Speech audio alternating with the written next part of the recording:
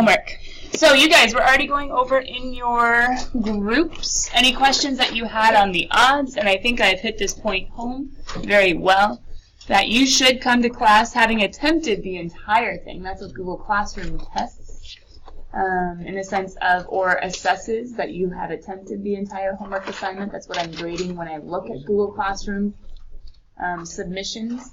When I look at your homework spiral the day of the test, I am seeing, okay, if you had any questions, if you had any incomplete parts of your homework, did you go back and figure them out?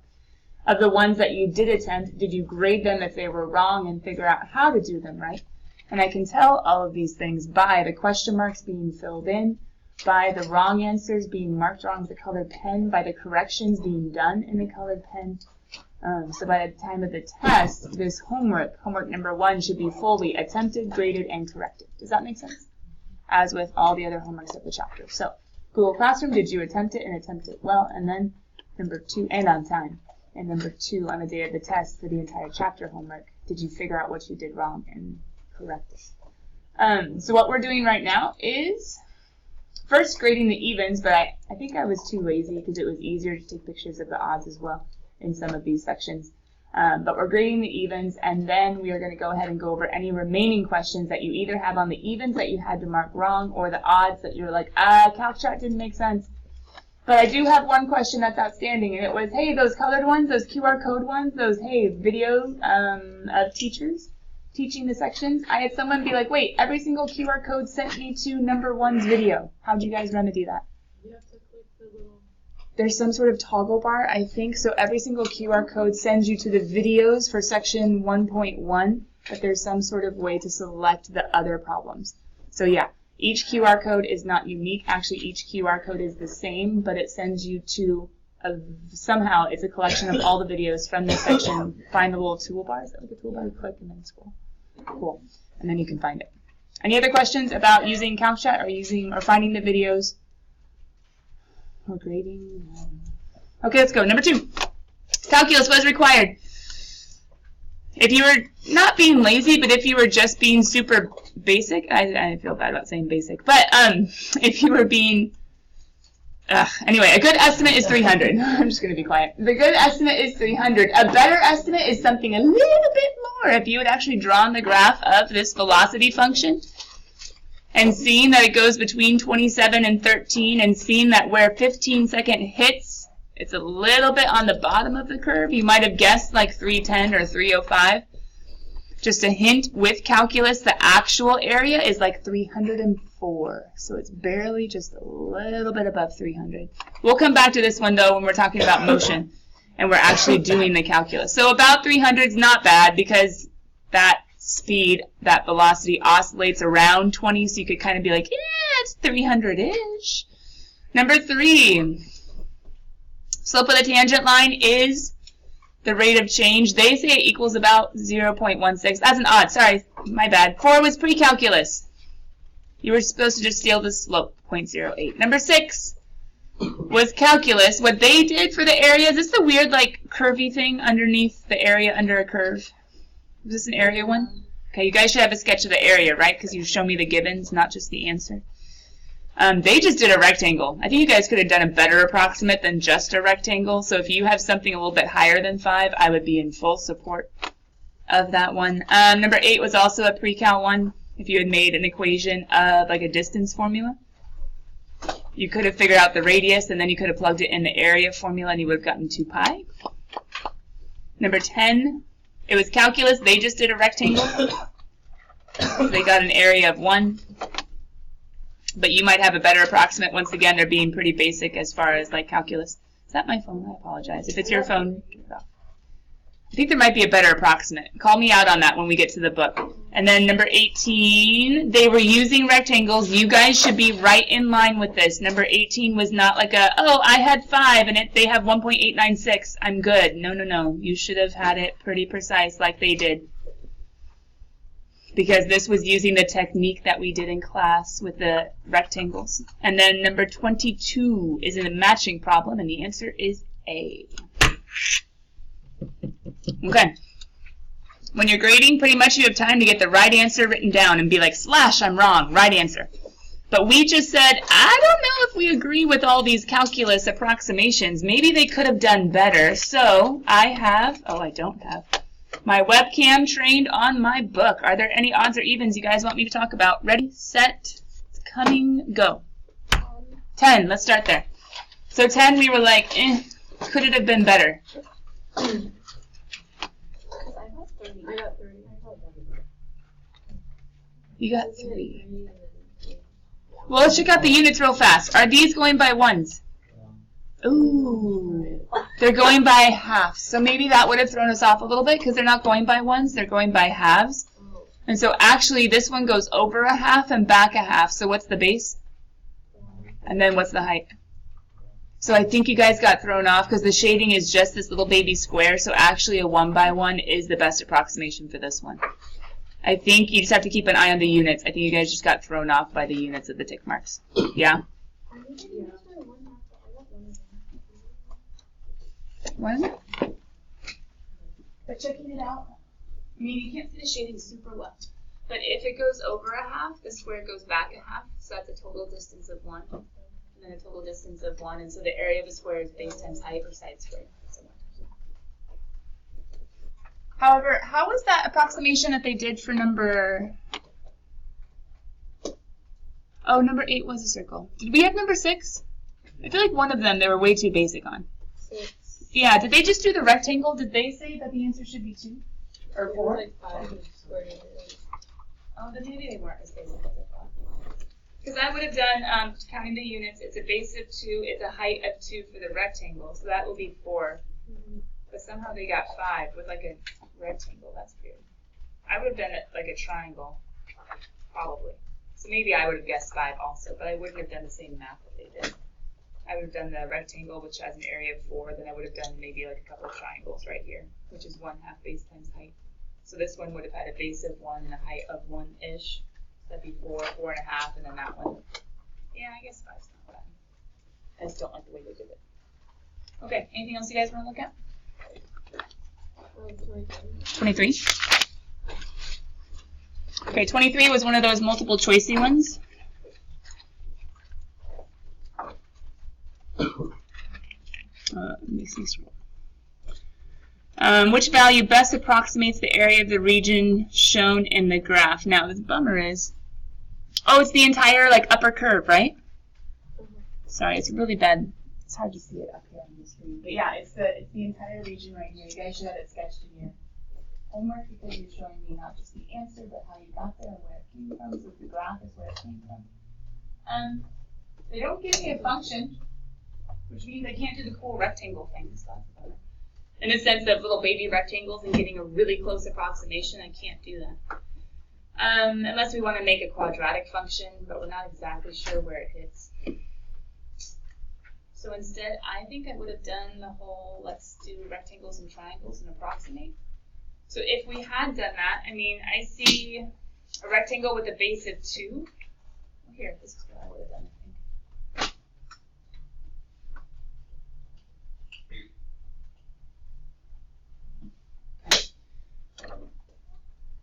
I think I would have done like a rectangle here-ish.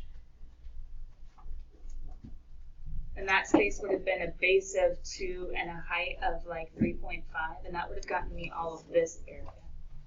Then I think I would have done 2 triangles that are about the same size with a base of 1 and a height of 3.5-ish.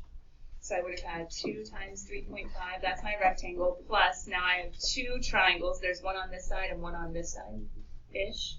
So 2 triangles of 1/2 base times height, right?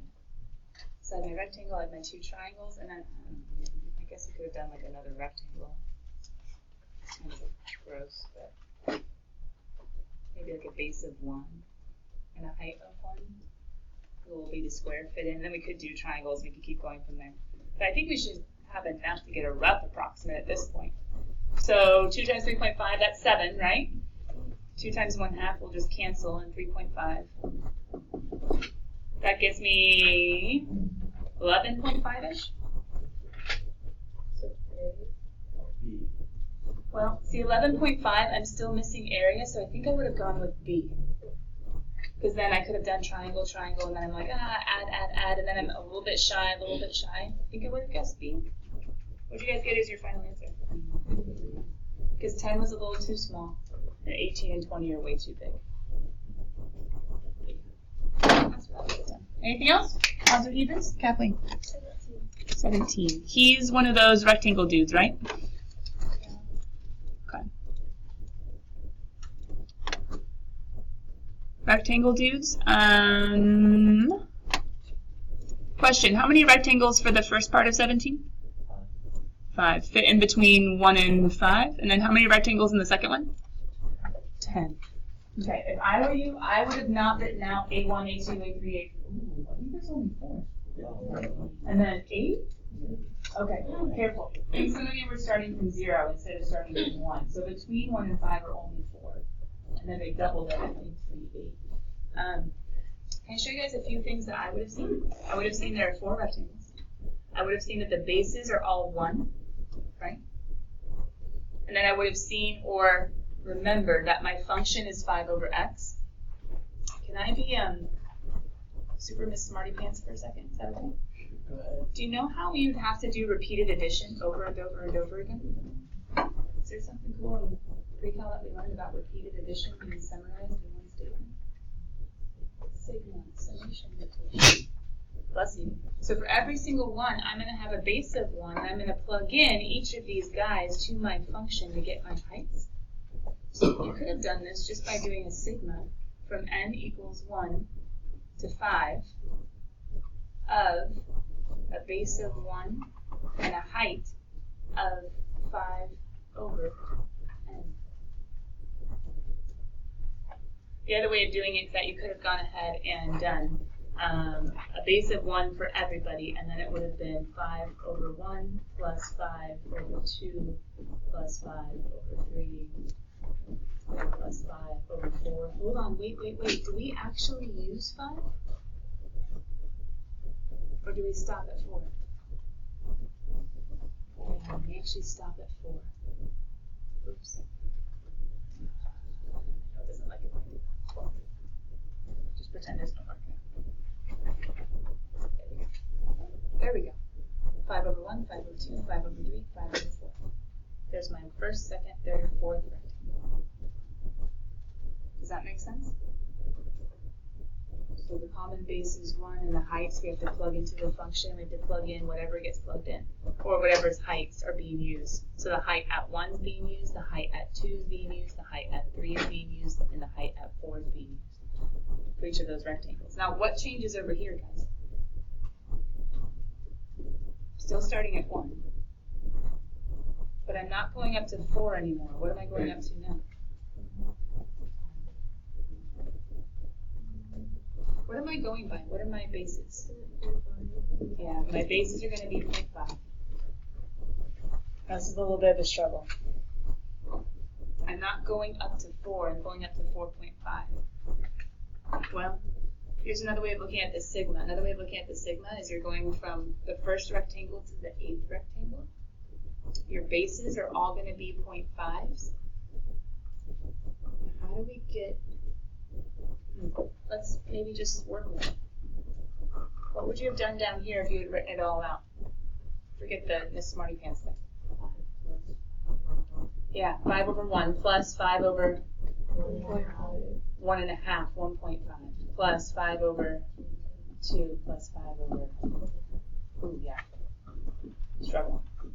Okay, so you could have thrown that into a calculator if you had gone all the way up to 5 over 4.5, right?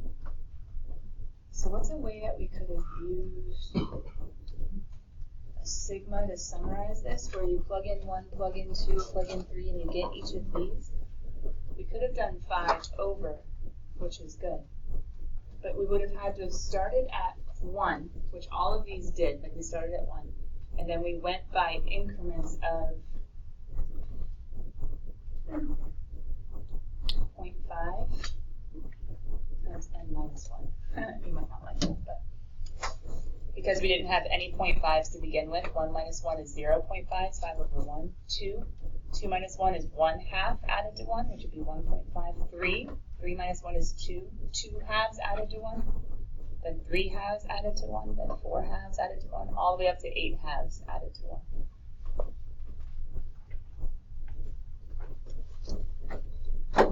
Oh no, 8 minus 1, sorry. 7 halves added to 1.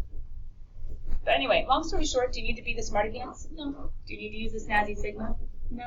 You could have used exactly what we did in class. You just would have had to realize we're starting at plugging in 1 and we're ending at plugging in 4.5, going by 1/2. Kathleen, does that make sense? And then what did you guys put as your description of how to make a more accurate approximation? More and more and more rectangles. Remember yesterday how I said we did 5 rectangles in the example, then we did 10 rectangles. We were like, man, to do 100 it would take forever.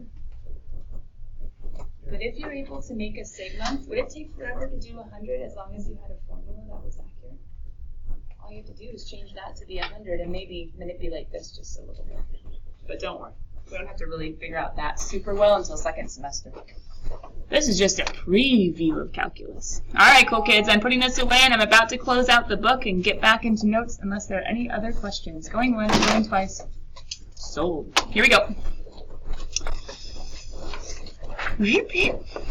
I asked you guys to get this into your calculators and see if you can find the limit.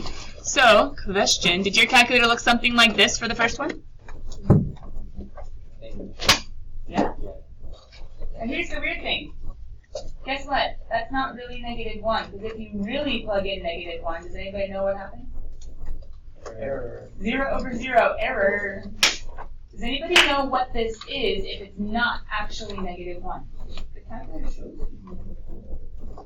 But it's not. It can't be. Because -1 would actually be error, and it's not. What happened? 0, 0, 0, 1. Could the calculator show you the 0, 0, 0, 1? No, there's not enough space. The table is set to only accept 3 decimal places, only to the 10th and the 1000th. So what does the calculator do if there are too many digits? It rounds. So if I scrolled up, now we didn't have it in our table, so you guys probably didn't see this, but I went ahead and went kind of crazy. So -1.0001. You would have had to scroll up, and then down here where lots more digits are available or allowed, you would have seen the -1.0001. But guess what? This also wouldn't actually have been -4. It would have been -4.000. Does that make sense? So your calculator is going to do some rounding as you're doing it. Just be careful that you're keeping a wary eye. The value of the function is not -4 at -1. It's 0/0. It's error. It's undefined. But what do we notice about what these function values are approaching? Totally. Now, what did you see in your summer packet as a much, well, for most of you, a much more preferred way of getting this -4? Math. How? How do you keep going? Factor the numerator. When you factor the numerator, what ends up happening with x plus 1? It's shared, it cancels out, and you have one remaining factor, and you plug it in, -4. For me, it's easier. But remember, we're building back up to the bottom. Reminding ourselves that every limit technically has to do with approaching. Okay, in this table when you guys plugged it in. I was actually right on this one yesterday, not wrong like the -1. What ended up happening when you plugged in -0.1? Yeah, literally give it to me. I don't have it off the top of my head. Okay, hold on. Your groups were just sitting there. 2.995? 9552. How about -0.01? 9996-ish? How about -0.0001? Sorry, 001. Ooh. Now the calculator said 3, but was it actually 3? It was something like 2.9999. It went too far, so the calculator rounded it. Yeah? Okay, how about if you plugged in 0.1? Oh, it was 2.99 again? Oh, because sine comes. Interesting. I thought it would have been from the other direction. Oh. Didn't have to be. It didn't have to be. Do you guys agree with Adam? 2.992? Oh, it's the same one. Oh, hey, because trig is symmetric, right? No? Okay, well, never mind. All math is a lie. Anyway, what happens if you plug in 0? What's sign of 0? Oh, that makes sense. What's sign of 0? 0. 0 over 0, keep going. Oh, well, trig. We tried the whole summer over here. Anyway, and a forever card. Awkward. So this is technically an error, but we don't care about what's going on at 0. We care about what's going on as we approach 0. And what's going on with the function as x approaches 0 from either side. So the limit is 3. Why? Well, you might not know that answer quite yet, because I don't think we really had a keep going way to deal with sign. But we will. Ah, this is getting exciting. People are speaking French. Okay, graphically, because if you guys look at section 1.2 in the title, limits numerically and graphically. So numerically is using a table and graphically is using a graph. What? I know. Mind blown. So, graphically, the informal definition of a limit says, do the function values, does the function approach a single constant L as x approaches a from either side? If so, the limit exists. That's useful in a table and it's useful in a graph. In a graph, we're going to think about, okay, as we approach on the graph, from the right and the left, wait, why are we approaching from the right and the left? What kind of values are right, left? X value. Horizontal units are x values, right? And don't limits work in a way such that if we have some arbitrary function f of x, which I don't know, looks awfully similar to like a radical function. That's been shifted up one, but anyway, who's to say? From this graph, I know that it's talking about we want x to be approaching 1, and we're curious as to whether or not f of x is approaching the exact same constant. You guys see how I was able to pull the problem from the graph? From the right and the left, I saw little arrows going to 1, so I'm like, oh, hey, right, left, those are x's. X approaches 1. And then I saw little arrows approaching. Wait a minute, does the limit exist? We're looking at the function values. We're looking at the y values.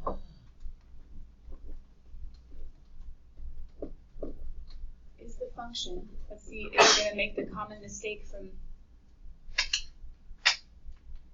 I shouldn't say from pre-cal, it's not from pre-cal, but one of the most common mistakes when looking at a graph and trying to determine a limit. Will you make the mistake, or did you learn last year? Does the limit exist, yes or no? Well, some people are making the mistake and some people aren't, but I haven't told you the right answer yet. Who can make a defense as to why their answer is what they think it is? All I'm asking is, does the limit exist? Who wants to make a defense? So a loud one for no and a loud one for yes. We're going to Adam first? All right, Adam. So even though there's a hole there, the graph still approaches the 2 from either side. So when you look at a limit, you get where the value is approaching to where x is 1. Did the limit exist over here? Okay, hold on. We were right. I'm very rarely wrong. You can trust me most of the time, unless it looks really dumb and you're like, you didn't add right. Okay, then tell me. Okay, otherwise I'm right. Did the limit exist? Yes. Did the limit exist? Yes. Okay, almost everyone. Did the limit exist? Yes. I didn't even look, so that way I didn't know. Thank you. Yes. But did the value exist at 0? No. There was a hole, but did the hole keep the limit from existing? No. Because we were just looking at the, nothing has changed, except your brain's going to see that and be like, undefined. The function is undefined. F of x is undefined. Just like error was what would show up if you had plugged in 0. But do we care about the at? No, we care about the approach. Approach. We don't care about the at, we care about the approach. So technically, we should totally be ignoring that space anyway, and we should only be looking at what's going on from here to here. What's going on as we get closer, closer? Well, no, what's going on as we get closer, closer? Well, look at the graph. Where is the function headed? 2. The limit exists and the limit is 2. The limit exists and the limit is 2. A quick little note with graphically. What are the heights? Why am I putting it in all caps? That's for your. The question is the approach, not the at. Not what is going on at the point, but what's going on with the approach. What was the illustration that I used last year that some of you might have realized where I got the illustration from if you watched the videos this summer? In and out. Diners! Diners. This summer, diners. But last year, In and Out. We had like alumni who were meeting at an In and Out, having no idea that it had closed down, this one over here on Balboa. Not currently, don't worry, this is a futuristic example. Alumni, let's meet at the In and Out. Sweet, awesome. They go. Oh, that one closed down. That location closed down 2 years ago. Now there's one on, let's just go to the Balboa Devonshire corner. Everything's going there. So there's one that took over Chipotle. I don't know. Anyway, there's an In and Out up there. My question was, even though the In and Out is closed at that location, if they both went to the same place, are they meeting? Yes. Are they getting their burger? No. There's a hole. They're leaving unsatisfied. There's no burger to be had. But did they meet? Yes. There's an infinitesimal, like one little thing was wrong, but the approach was right. They met. But one sliver was wrong. In the example this summer, didn't they talk about diners? 2 guys headed to a diner. It burned down. It closed. Okay, there's a problem at the diner. But are the 2 guys meeting? Yes. The limit is asking, are they meeting? Are they coming together? Are they going headed to the same direction? Okay? Anyway, rewatch the videos if you want the diner example better than the quick, 10-second summary I just gave you. Or go watch last year's videos. My YouTube channel's working again. When I taught this section, you can go find it somewhere in the month of May. Last year, pre-calculus videos. Go honors pre-cal videos if you have my more calculus-y side. I was still me in both classes. Okay, so the limit does not exist when? The biggest one of this entire page, the most important one that you need to remember is because A says the approaches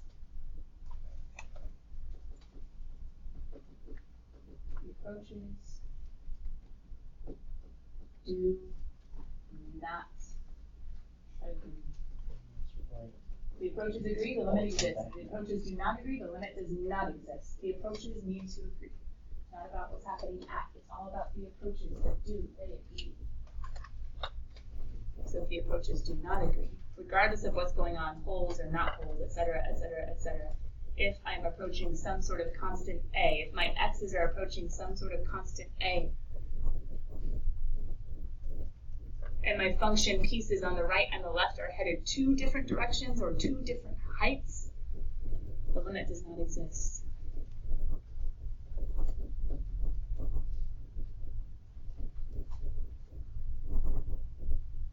Out of everything on this page, this is the most important thing to remember. Now, there is like a quote-unquote DNA that our book might answer and multiple textbooks do it, not just ours. They will say DNA another time, but it's a quote-unquote DNA. It's not an actual DNA. Because what if at an A, it's not 0 over 0, which indicates it a hole. It's number over 0, which indicates an asymptote. So we can put a quick little number over 0, not 0 over 0. It means it's a vertical asymptote. We call this infinite form when you plug in. Asymptote. I'll do a shout out to Jacob Giganti, but he graduated too long ago. But yes, asymptote was all. But what if the function f of x, whoever he is not going to a constant? Do the approaches agree? Yeah, they agree. They're both going up, up, up, up, up to infinity and beyond. However, the informal definition of a limit says the limit only exists if the limit is a single constant. Is infinity a single constant? No. No, it's more of an idea. Now, for all of our purposes, even if the book and CalcAB disagrees, you are going to put positive infinity for this answer because that is the best representation of the approaches from above and below in agreement. However, the book very well may say D and E. I just want you to be aware. The reason they're saying it is, ooh, it's not a constant. I'm saying, oh, but it agrees, so we're going to express it as best we can. Does that make sense, guys? When would a vertical asymptote be present and the limit actually not exist? My definition, not exist. And they're heading Give me an example of a basic graph where the limit as x approaches 0 does not exist. A basic graph. 1 over 19.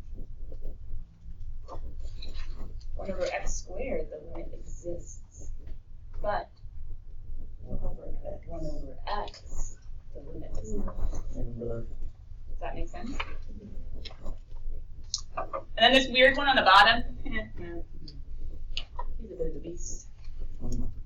He's the one, and I don't remember exactly what he looks like, so let me give you the idea, and then I'll give you a function you can look at that's similar. You should probably memorize him one of these days. Oh, that's right. I love that one. That's my favorite one. Looks like a barcode. The more and more and more that you zoom in, looks more and more and more like a barcode. It's working out. You're like, I think I know what the limit is, and you zoom in more, and you're like, no, I don't. It's a freaky thing where it's oscillating, and the more and more and more you zoom in, the faster and faster and faster it oscillates. If you want to, we can call it a black hole, but it's not.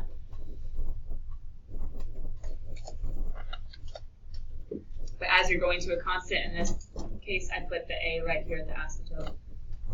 Really, it's just 0. This graph is not perfect. It's not exactly the example I'm going to give you. So I'm just going to say the limit as x approaches a of f of x is equal to, well, does not exist. So if you think of the word equals as the word, sorry, the symbol equals as the word is, we probably shouldn't put is does not exist. That's kind of awkward grammar, but we'll just say the limit does not exist. And an example of that would be the function sine of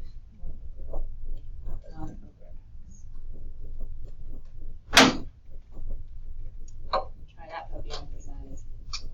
It's not a happy puppy.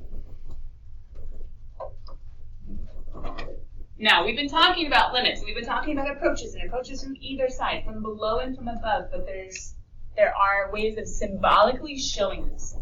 So if you look over here on this page, you guys see how there's a big old, actually it's a piecewise function because we have a line 1 second, we have like a cubic polynomial or a trig right here, and then we have like a random point, and then we have another line. This is totally a piecewise function. Piece, piece, piece, piece. Anyway, it's a nasty dude all put together to confuse you. But as you look at these expressions, what's different, what's weird from every limit that we have shown thus far in these two? You see it? I would zoom in, but some of you are still lagging. There's a little negative in the superscript or in the exponent place, and there's a little positive in the superscript or the exponent place. What does it mean if there is an A with a negative or an A with a positive? If x is approaching A and there's a little negative, it's not a number, it's a negative sign. There's a positive, it's not a number, it's a positive sign.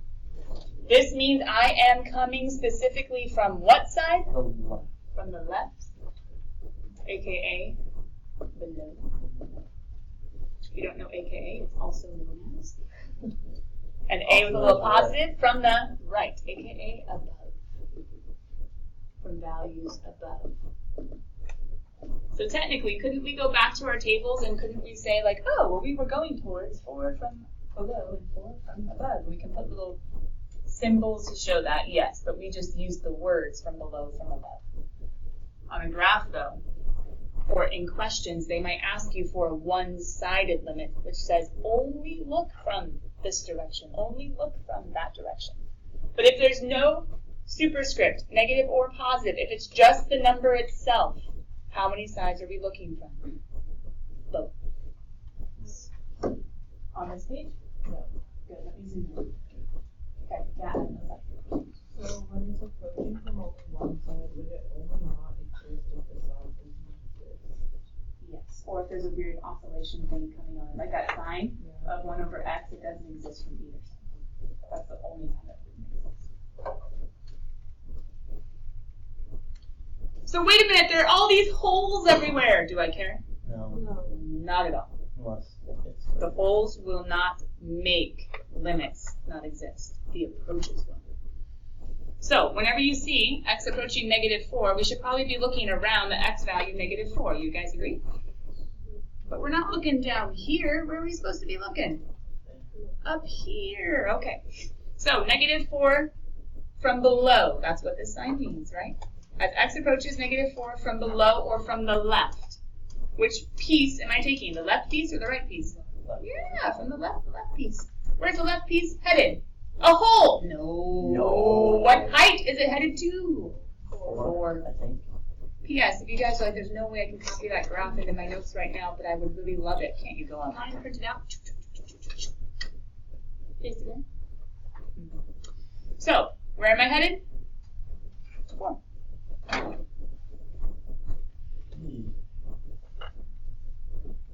Okay, how about from above? The right piece, yeah? Yeah. Where's the right piece headed? It's 9. 9. Yeah. I don't care about the hole, I care about where it's headed. But what would I answer letter C with? 9? 4? DNE? DNE, because do the approaches agree? This dude's headed to that diner, this dude's headed to that diner. Are they meeting? No, not until there's a phone call made. Does that make sense? How about as x approaches 0? I'm going to erase these little circles because they're kind of in the way now. Pause. What about x equals 0? Does the limit exist? Yep, and where is it headed? 4. Oh. How about as x approaches 3? Does the limit exist? Yes, and it's 3. You can zoom in to see a better example. However, cool kids, section 1.2, when is homework due? Ah, but we didn't get our last example in. That's okay, you got this. Bye. See you later. Use your summer packet, use your notes. If you need to, go back and rewatch the video on the parts that get a little fuzzy.